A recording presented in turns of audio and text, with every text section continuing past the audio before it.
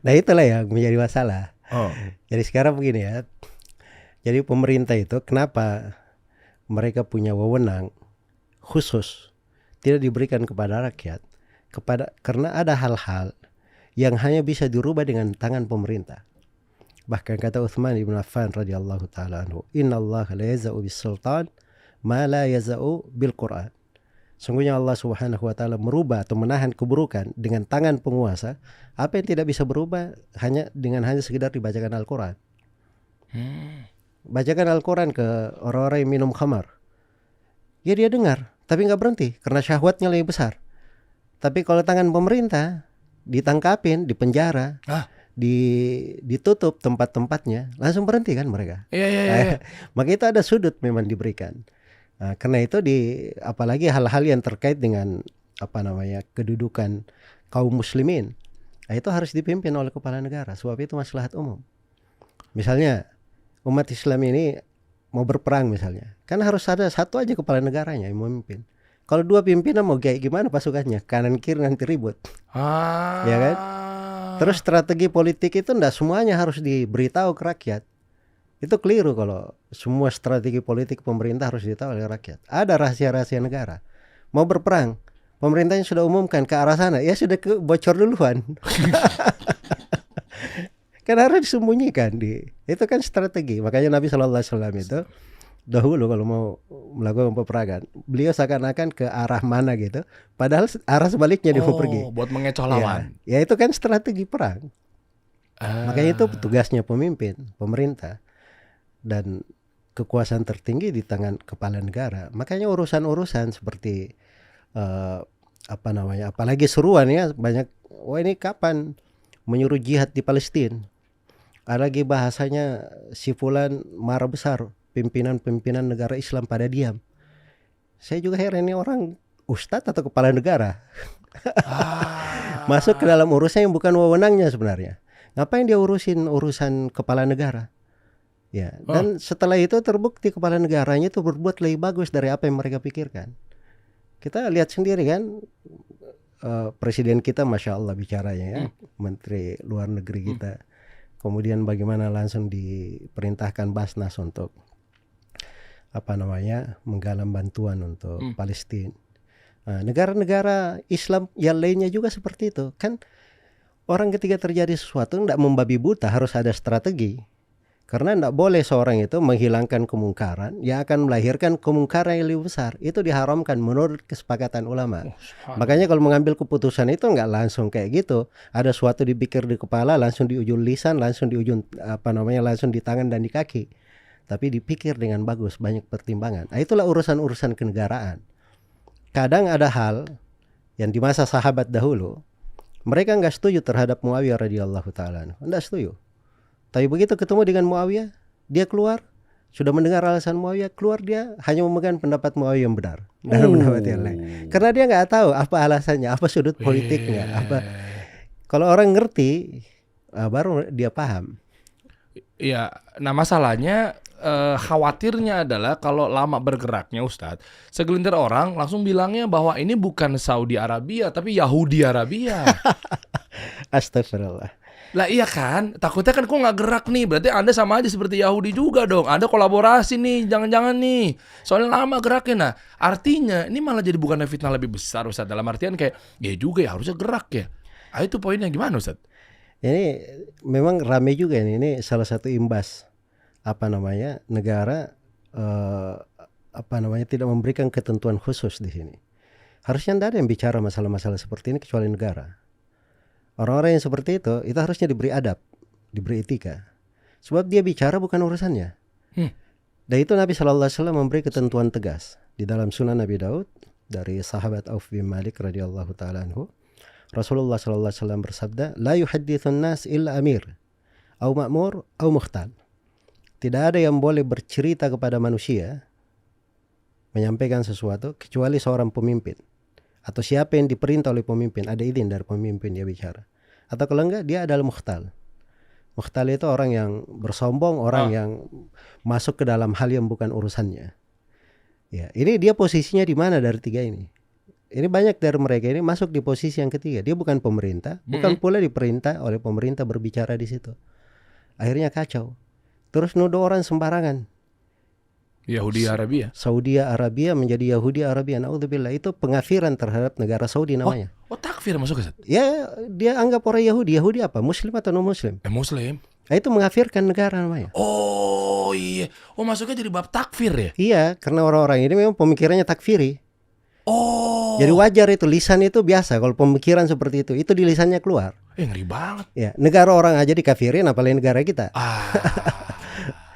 Jadi kalau dia bilang misalnya Yahudi Arabia, itu dia kafirkan negara Saudi semuanya, penduduk Saudi semuanya dia kafirin. Dan Rasulullah SAW bersabda, "Man qala li akhihi ya kafir, faqad ba'a bihi ma ahaduhuma. In kana kama qala wa illa hara alaihi." Barang siapa yang berkata kepada saudaranya wahai kafir. Kafir kan banyak bahasanya, wahai kafir, wahai Yahudi, wahai Nasrani. Itu kan kafir semua, itu bahasa kafir. Maka ini kalimat harus ditanggung oleh salah seorang dari keduanya. Kalau tidak seperti yang dia katakan, maka itu kalimat balik terhadap dirinya. Itu bahaya besar hal yang seperti itu. Ya, kemudian dasarnya orang-orang yang tidak ngerti tapi sok paham gitu loh. Sok paham. Ilmu politik dunia saja nggak ngerti, apalagi politik agama. Masuk ingin berbicara, oh kenapa diam saja, membantu. Dia nggak ngerti Saudi Arabia ini dari masa Raja Abdul Aziz bin Abdurrahman Al Saud dan anak-anaknya para raja sampai hari ini semuanya selalu menjadikan masalah Palestina prioritas pertama di negara mereka. Masalah donasi. Ini mereka nggak cerita nih bahwa di Saudi Arabia dalam satu malam ngumpul donasi itu berapa ratus juta real dalam satu malam. Masalahnya nggak ada buktinya Ustadz kali. Masalahnya berita-berita itu nggak ada yang memasukin ke Indonesia. Dan orang-orang Saudi ini bukan orang-orang yang gemar kalau bikin sesuatu dia harus sebarin sana sini. Lu lihat gua buat kayak gini. Mereka bukan orang kayak gitu. Orang yang berucap kayak gini aja, yang berucap mirip-mirip kayak gini. Ini bukan orang mau cekal saya. Emang lu siapa harus diperhatiin sama Saudi Arabia gitu. Yang kayak gituan kan bukan hal yang penting bagi mereka. Dari politik Saudi itu dari puluhan tahun, banyak orang yang mencela mereka, menyerang mereka. Justru orang Saudi berbuat baik, tetap diberikan. Ini mau masuk haji diberi haji. Nggak ada mereka kayak memusuhi orang. Ya, dan itu sudut politik dijalankan di negara mereka. Nah, itu adalah hal yang bagus karena memang di masa ini, masa rahmat Islam itu harus diperkenalkan. Tapi jasa-jasa orang anak kalau cerita tentang jasa-jasa Saudi Arabia terkait dengan Palestina, itu pembahasan panjang sekali. Ya, mungkin banyak orang yang nggak tahu bahwa beberapa tahun pemerintahan Palestina itu yang membiayai pemerintahan itu Saudi Arabia. Allahu Akbar. Orang-orang aja nggak pernah cerita. Tahu nggak tahun kemarin haji? 1.000 orang Palestina tamu Raja Salman. Oh ya? Nggak ada satu negara 1.000 orang tamu Raja Salman. Iya. Itu perhatian mereka terhadap rakyat Palestina.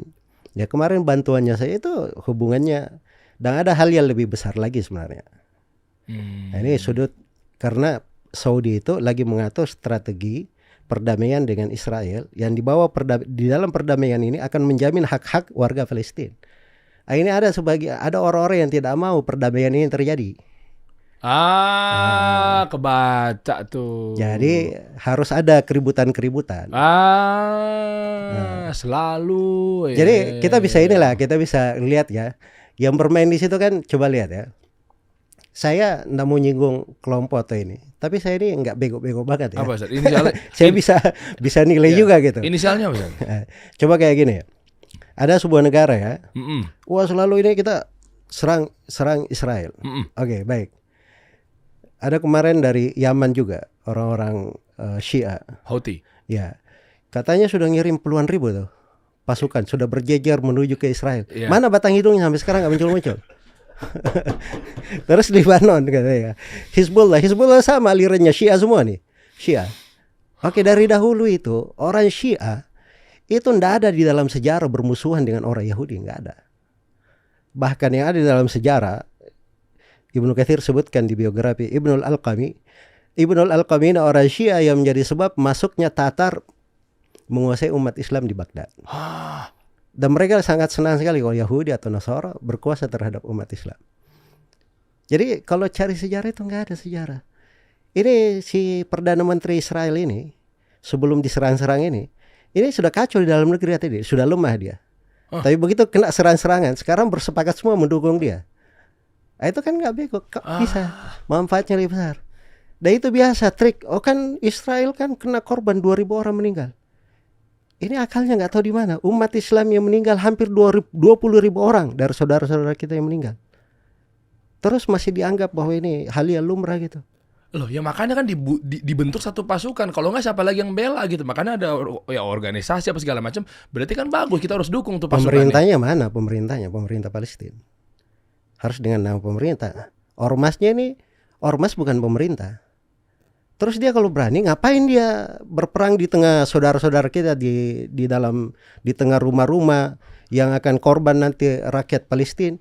Perang kayak di luar sana banyak tempat untuk dia berperang. Kenapa dia nggak berkumpul di wilayah-wilayah kosong itu yang sudah dibom di sana, berkumpul di situ membangun serangan? Karena ada orang Israelnya mungkin saat di perumahan itu. Ya itu urusan mereka. Saya hanya berpikir secara umum saja. Lempar-lempar bom puluhan ribu begitu, 5.000. Pabriknya di mana tuh? Dengan pabrik. Ana mikir aja gitu, pabriknya di mana? Sebentar lagi. Yang main di kemanusiaan ya, sebagian yang tampil Indonesia ini katanya urusan kemanusiaan di sana. Tahu harga bom berapa? Harga rudal itu dia tahu berapa dolar? Oh iya. Ya tahu orang itu. Urusan kemanusiaan masa rudal aja dia ngerti harga. Iya lagi. Jadi sekarang saya kembali kepada satu konsep. Kita prihatin terhadap satu orang saudara kita yang terluka dimanapun dia berada. Itu menyakitkan hati kita semua. Kalau dia terdolimi. Apalagi ini subhanallah. Sudah hampir korbannya 20.000 jiwa yang meninggal. Nggak tahu berapa banyak yang terusir dari negerinya. Ya katanya mau mempertahankan wilayahnya. Sekarang sudah pada keluar meninggalkan negerinya karena khawatir akan jiwanya. Ini nggak masuk akal. Karena itu disebutkan kesepakatan ulama, disebutkan oleh Imam Nawawi, sebelumnya oleh Ali bin Abdussalam, bahwa peperangan apa saja yang tidak menyebabkan kemenangan untuk umat Islam, tidak menyebabkan kekalahan untuk musuh, maka itu adalah peperangan yang tidak disyariatkan. Peperangan yang tidak disyariatkan, itu bukan ucapan saya. Makanya kalau urusannya negara itu banyak pertimbangan. Ini kan yang main bukan negara. Jadi kalau urusan negara itu banyak pertimbangan dari sudut maslahat. Itulah hal-hal yang seperti ini itu bukan ranah kita, itu juga bukan urusan saya. Cuma saya berbicara di sini dari sudut alur agama. Ada yang mau pergi jihad ke Palestina, tidak boleh dia pergi jihad Palestina orang Indonesia kecuali dengan izin presiden. Kan bantu warga di sana, Ustaz. Kan bantu warga saudara-saudara kita yang di sana. Nggak apa-apa, bantu kalau mau bantu diizinkan oleh presiden, pergi aja nggak ada masalah. Meskipun jihad.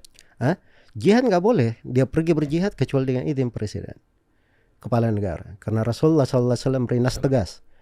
Kata beliau SAW, innamal imamu junnah yuqatalu min waraihi. Sungguhnya seorang kepala negara itu tameng, perisai, harus dilakukan jihad di belakangnya. Dan ini syarat ini adalah hal yang disepakati oleh para ulama, imam 4, tidak ada silang pendapat. Karena jihad yang syar'i seperti itu. Makanya di fase Madinah itu tidak ada para sahabat itu bikin peperangan sendiri. Ada antum dengar misalnya yang dizalimi di sana, Nabi karena bilang kamu sabar aja. Sudah sebagian sahabat bikin pasukan sendiri. Kan kalau kita mati, yang mati di sorga. Mereka kalau mati di neraka. Tidak ada yang ngomong seperti itu. Di perjanjian Hudaybiyah juga tidak seperti itu.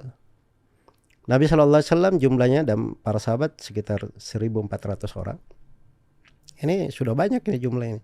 Lebih banyak dari perang Badar. Tapi kaum musyrikin jumlahnya belasan ribu.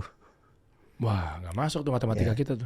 Makanya mereka ngambil genjatan senjata selama 10 tahun tidak berperang. Itu Nabi saja mengambilnya. Dan beliau seorang Nabi. Nggak ada yang mengatakan, kan kalau kita mati, yang mati dari kita mati syahid.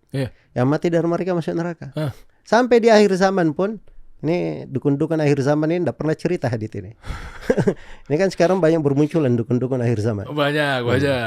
Ya, yang Saudi udah belok, Saudi udah jadi Yahudi, banyak yang bilang begitu.